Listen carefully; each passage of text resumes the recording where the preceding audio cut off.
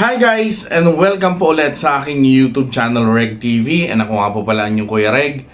At ngayon ang topic natin. Marami sa mga kababaihan ang nagkaka-crush sa mga lalaki na mas bata sa kanila. Pero karamihan dyan, patago. Dahil alam nyo naman yung mga chismosa sa mga paligid natin, 'di ba? Pero sa totoo lang, walang masama doon. Walang masama kung magjowa ka ng mas bata sa'yo. At yung takot na pumipigil sa'yo, sa isip mo lang yan.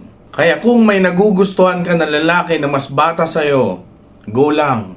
Pero kung hindi mo alam kung ano yung mga gagawin mo para mapansin ka niya at para ma-fall in love siya sa'yo, panoorin mo yung video natin ngayon dahil baka makatulong sa'yo.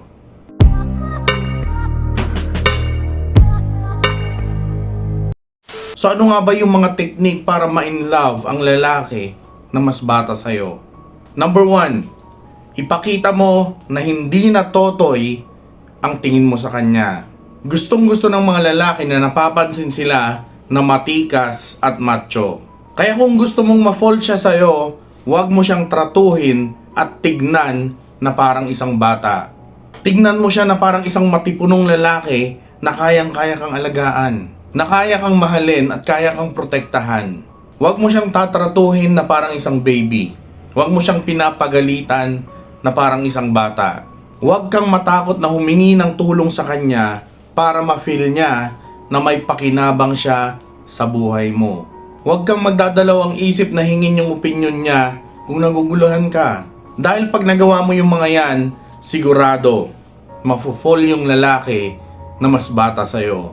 Number 2, magdamit ng mga uso pero wag yung mga damit na mas bata sa'yo. Kapag komportable ka sa mga sinusuot mo at nakakasabay ka sa mga uso, yung mga aesthetic na yan, mas tumataas yung confidence mo sa sarili. At mapapansin yan ng lalaki. Kaya magiging interesado siya sa'yo. Pero ikaklaro ko lang, may mga uso na sinusuot ayon sa edad natin na mas nagmumukhang bagay sa atin. Kaya hindi mo kailangan magsuot ng mga damit or trending ng mga damit ng mga teenager. Lalo na kung may edad ka na at hindi na kasing ganda ng mga kabataan ang katawan mo. Lalo na yung mga fitted na damit at yung mga damit na pinilit mo lang sinuot para magmukha kang bata dahil mas bata siya sa'yo. Wag. Pero pwede kang makipagsabayan sa mga uso basta yung alam mo na babagay sa'yo. Yung magiging komportable ka at mas napapataas niya yung confidence mo. Yan lang, mapapansin ka na ng lalaki niyan. At magkaka-interest na siya sa'yo. At lagi mong tatandaan na maganda ka, sexy ka. Kaya hindi mo na kailangan makipagsabayan ng mga sinusuot ng mga babae na mas bata sa'yo. Pangatlo, huwag kang pabebe. Alam nyo, nakakatawa pero ito yung totoo. Pag ang isang lalaki tumanda, karamihan dyan, naghahanap sila ng babae na mas bata sa kanila. Totoo, hindi. At pag yung lalaki naman ay medyo bata-bata pa, ang hinahanap nilang babae ay yung mas matanda sa kanila. Dahil marami sa mga babae na medyo bata pa, masyadong pabebe. Madaming kaartehan sa buhay. Kaya yung lalaki, naghahanap sila ng babae na mas matanda sa kanila. Dahil alam nila na walang masyadong drama. Straight to the point, walang tantrums, walang paligoy-ligoy sa mga gusto nilang mangyari. Kaya mas magiging maayos pag nakipagrelasyon sila sa mas matanda sa kanila. Dahil hindi nagiging komplikado ang mga bagay-bagay at alam na nila yung gusto nila. Kaya kung gusto mo na ma-fall sa'yo yung lalaki na mas bata sa'yo, tama na yung ganyan na mindset. Mas mature ka mag-isip, mas magugustuhan ka niya. Promise. Number 4, huwag kang nega. Alam naman natin na pag tumatanda tayo, marami na tayong iniisip. Marami na tayong pinoproblema sa buhay. Kaya marami din na mga negative na mga bagay-bagay na pumapasok sa isip natin.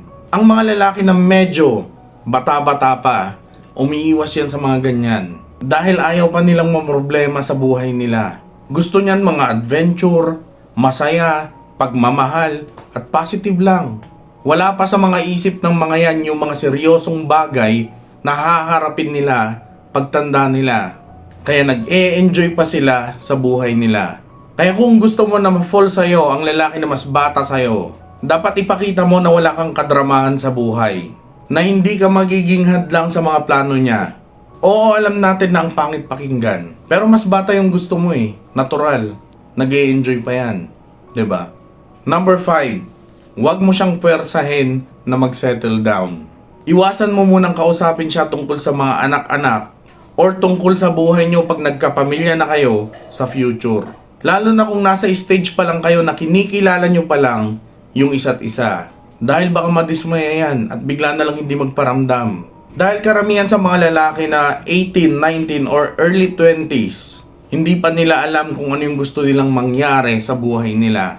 At takot pa yung mga yan sa commitment.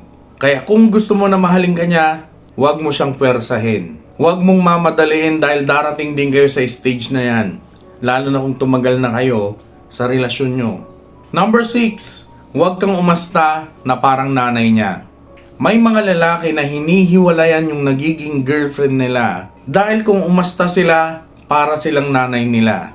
Yung para bang maghapon na lang lagi siyang nakabantay kung ano yung mga kailangan ng boyfriend nila. Yung lahat ng galaw ng boyfriend nila, gusto nila na monitor nila. 'Di ba parang nakakasakal? Kaya kung gusto mo siyang ma-fall sa'yo, huwag mo siyang kontrolin at huwag kang overprotective.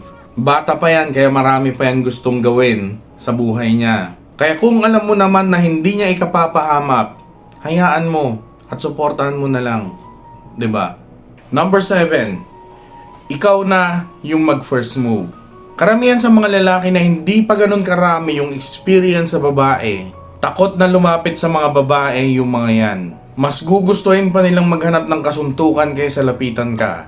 Kaya kahit gusto ka rin niya, sigurado, dadaanin ka lang sa pasulyap-sulyap at pa-smile-smile. Kaya kung type mo siya, go, lapitan mo. Tandaan mo na isa kang strong, confident women na alam yung gusto niya. At hindi takot na makuha yun. So yun, Reg TV nga po pala and shoutout po muna tayo. Shoutout kay Janine at kay Astrid Beyonce from Kuwait. Shoutout din kay Olivia Rai from Saudi. Shoutout din kay Gina Mecate from San Pedro, Laguna. Kay Asma Shaikh from Riyadh, Saudi Arabia. Shoutout din kay Lynn Hamora from Saudi Arabia. Kay Rochelle Marcos from Hong Kong. Shoutout din kay Mariam from Oman, Muscat. Kay Veronica Ignacio from Taiwan. Shoutout din kay Natalie Jewel from Hong Kong. Shoutout din kay Chris Enriquez from Qatar. So yun, yung mga nagpapa-shoutout sa last video natin. And maraming salamat po sa panonood, sa mga silent viewer natin dyan. Thank you po. And ingat kayo sa mga kayo naroon. God bless. Peace and goodbye.